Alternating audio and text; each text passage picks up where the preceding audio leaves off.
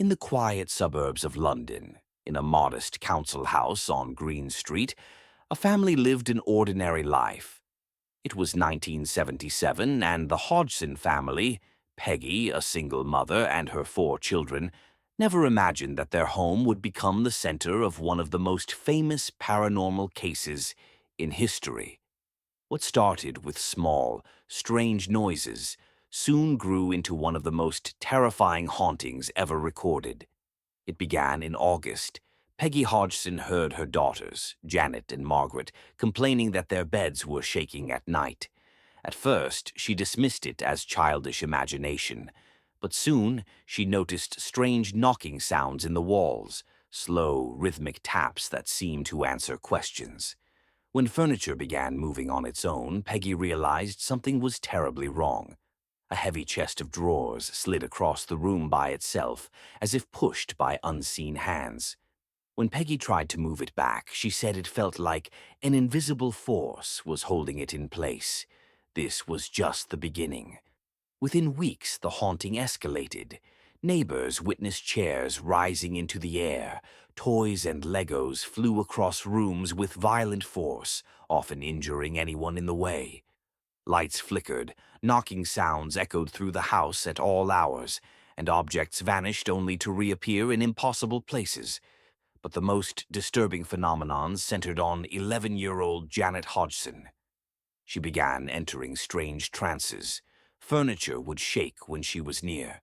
She was thrown from her bed as if by invisible hands. Sometimes her body would levitate in midair in front of stunned witnesses. Most chilling of all was the voice. Through Janet, a deep, gravelly voice would speak, claiming to be the spirit of a man named Bill Wilkins, who had died in the house years earlier. The voice growled, cursed, and answered questions with details Janet could never have known. The case drew enormous attention. The Society for Psychical Research sent investigators, Maurice Grosse and Guy Lyon Playfair, who documented hundreds of strange events over the next 18 months. They recorded tapes of Janet speaking in the harsh voice. They photographed objects flying through the air. Neighbors, journalists, and even police officers reported witnessing the activity firsthand. A police constable swore in her statement that she saw a chair move across the room without anyone touching it. The media frenzy exploded. Some newspapers called it a hoax, others called it undeniable proof of the supernatural. As the story spread, so did the controversy. Skeptics argued that Janet and her siblings could have faked the phenomena, throwing objects, using ventriloquism to create the strange voice, or seeking attention. Some photos taken during her supposed levitations looked more like Janet was simply jumping off the bed.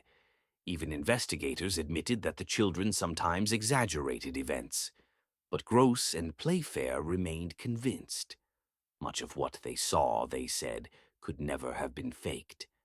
The deep male voice that came from Janet was studied by speech experts, who claimed it was impossible for a child to produce it without damaging her vocal cords.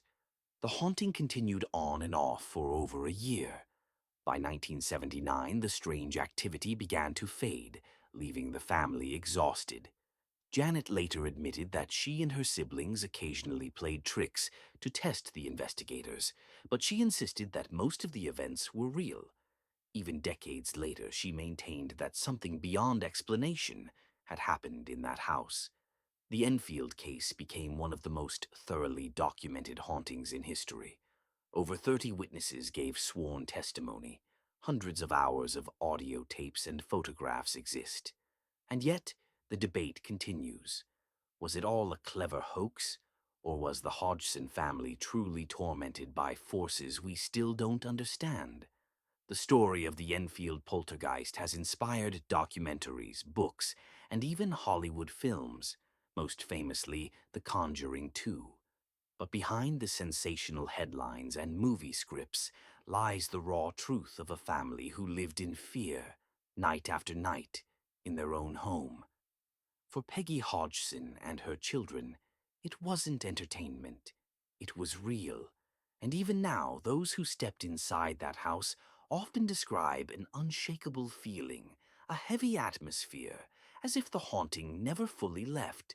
The Enfield Poltergeist remains one of the most famous unsolved paranormal cases in history. Skeptics still search for explanations. Believers still see it as proof that the dead can reach into the world of the living. So what do you think? Was it an elaborate trick by clever children, or undeniable evidence of life after death? Let me know your thoughts in the comments below. And remember, sometimes the scariest places are the ones that look the most ordinary. Subscribe